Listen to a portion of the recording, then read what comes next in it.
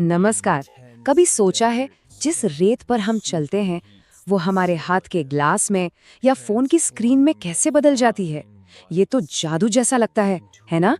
आज हम इसी कमाल के सफर को समझने वाले हैं। तो सवाल यही है, रेत का एक मामूली सा कण और हमारे फोन की एकदम चिकनी स्क्रीन, इन दोनों के बीच आखिर कनेक्शन क्या है? चलिए आज इसी पहेली को सुलझाते हैं। तो देखिए, इस पूरे सफर को हम 5 आसान हिस्सों में बांटेंगे। पहले देखेंगे कि इसे बनाने में लगता क्या-क्या है। फिर बात करेंगे उस आग की भट्टी की जहां ये बनता है। उसके बाद इसे अलग-अलग शेप कैसे देते हैं ये समझेंगे। फिर जानेंगे कि इतना मजबूत कैसे बनता है। और आखिर में देखेंगे कि ये फैक्ट्री से निकलकर हमारी जिंदगी का हिस्सा कैसे बनता है। तैयार हैं? चलिए शुरू करते हैं। ओके, तो सबसे पहले बात करते हैं इसके इंग्रेडिएंट्स की, मतलब इसकी रेसिपी क्या है। और यकीन मानिए इसकी शुरुआत एक बहुत ही सिंपल रेसिपी से होती है।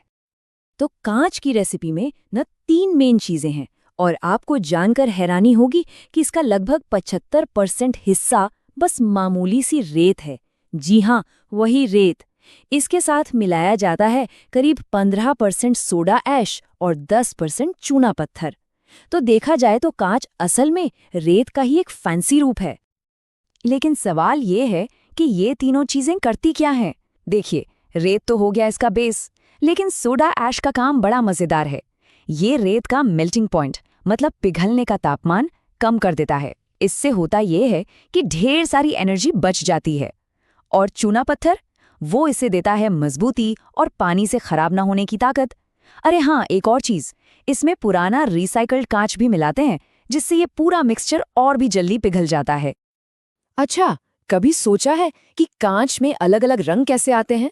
वो खूबसूरत हरी बॉटलें या नीले वाजेस। ये कमाल है अलग-अलग मेटल ऑक्साइड्स का। जैसे बस थोड़ा सा आयरन ऑक्साइड मिला दो तो रंग हरा हो जाता है, कोबाल्ट से नीला और सेलेनियम से एकदम बढ़िया वाला लाल या गुलाबी रंग। चलिए अब आते हैं दूसरे स्टेप पर, आग की भट्ठी। यहाँ पर ये सारा सॉलिड मिक्सचर पिघलकर लिक्विड बनने वाला है। तो मैन्युफैक्चरिंग के 4 मेन स्टेप्स हैं। सबसे पहले मिक्सिंग, जिसे बैचिंग कहते हैं, फिर मेल्टिंग यानी पिघलाना, इसके बाद है शेपिंग मतलब आकार देना, और आखिर में कूलिंग, जिसे एनीलिंग कहते हैं। सिंपल है। तो जब सारा मिक्सचर तैयार हो जाता है, उसे एक बहुत ही बड़ी इंडस्ट्रियल भट्टी में डाल दिया जाता है। और ये कोई ऐसी वैसी भट्टी नहीं है, ये 24 घंटे 7 दिन बिना रुके चलती रहती है। और इसके अंदर का टेम्परेचर 1700 डिग्री सेल्सियस। जरा अंदाजा लगाइए, ये कितनी ज्यादा गर्मी होगी, मतलब हद से ज्यादा। और इतनी भयंकर गर्मी में वो रेत का मिक्सचर पूरी तरह पिघल जाता है। और पता है कैसा दिखता है? एकदम धधकते हुए लावा जैसा लाल और शहद जैसा गाढ़ा। ये वाकई में एक कमाल का ट्रांसफॉर्मेशन है, ठोस से सीधा लिक्विड। ओके, अब हमारा कांच पिघल चुका है, तो आता है तीसरा स्टेप, इसे शेप देना। इस गरम बहते हुए लिक्विड को अब एक फॉर्म देना है। अब देखिए, इसे आकार देने के कई तरीके हैं। जैसे जो खिड़कियों में प्लेन ग्लास लगता है, उसके लिए फ्लोट प्रोसेस यूज होता है। इसमें क्या करते हैं, पिघले हुए कांच को पिघले हुए टिन के ऊपर तैरा देते हैं, जिससे वो एकदम फ्लैट बन जाता है।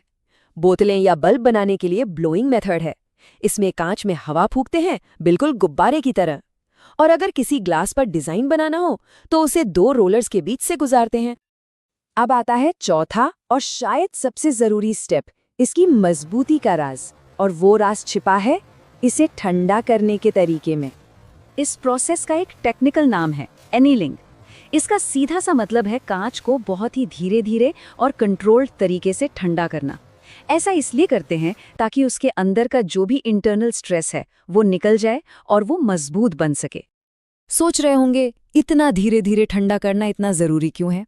वो इसलिए क्योंकि अगर अनीलिंग ना की जाए तो कांच बहुत ही ज्यादा नाजुक होगा। मतलब जरा सा टेम्परेचर बदला या हल्की सी चोट लगी और चकनाचूर। तो यही वो प्रोसेस है जो कांच को इतना ड्यूरेबल बनाता है कि हम उसे रोज इस्तेमाल कर सकें। और अब आते हैं हमारे आखिरी पड़ाव पर, फैक्ट्री से हमारी जिंदगी तक। चलिए देखते हैं कि ये कमाल का मटेरियल हमारे आसपास कहाँ-कहाँ मौजूद है। देखिए, कांच भी कई तरह का होता है। खिड़कियों और दरवाजों में जो लगता है वो है फ्लोट ग्लास। हमारे फोन की स्क्रीन और कार की साइड वाली खिड़कियां बनती हैं टेम्पर्ड ग्लास से, जो ज्यादा मजबूत होता है। कार की सामने वाली विंडस्क्रीन लैमिनेटेड ग्लास की होती है ताकि टूटने पर बिखरे नहीं। और किचन में जो हम माइक्रोवेव सेफ बर्तन यूज करते हैं ना, वो है बोरोसिलिकेट ग्लास, जो गर्मी झेल जाता है। एक सवाल जो अक्सर लोग पूछते हैं, कांच और शीशे में मतलब मिरर में क्या फर्क है? फर्क बहुत ही छोटा सा है। देखिए, नॉर्मल ग्लास ट्रांसपेरेंट होता है, लाइट उसके आर पार चली जाती है। लेकिन जब उसी ग्लास के एक साइड पर सिल्वर या एल्यूमिनियम की एक पतली सी कोटिंग कर दी जाती है, तो वो बन जाता है मिरर। अब वो लाइट को आर पार नहीं जाने देता, बल्कि रिफ्लेक्ट कर देता है। ये नंबर ये कांच की एक और सबसे बड़ी खासियत बताता है। इसका मतलब है कि कांच 100% रिसाइक्लेबल है। और सबसे कमाल की बात यह है कि आप इसे कितनी भी बार पिघलाकर दोबारा बना लो, इसकी क्वालिटी जरा भी कम नहीं होती। ये एक ऐसी खूबी है जो इसे हमारे प्लैनेट के लिए एक बेहतरीन मटेरियल बनाती है। तो ये सब जानने के बाद एक सवाल तो मन में आता है, क्योंकि कांच को 100% और बिना क्वालिटी खोए रिसाइकिल किया जा सकता है, तो क्या ये मटेरियल्स की दुनिया में हमारा सबसे सस्टेनेबल यानी सबसे टिकाऊ दोस्त है? इस बारे में सोचना तो बनता है।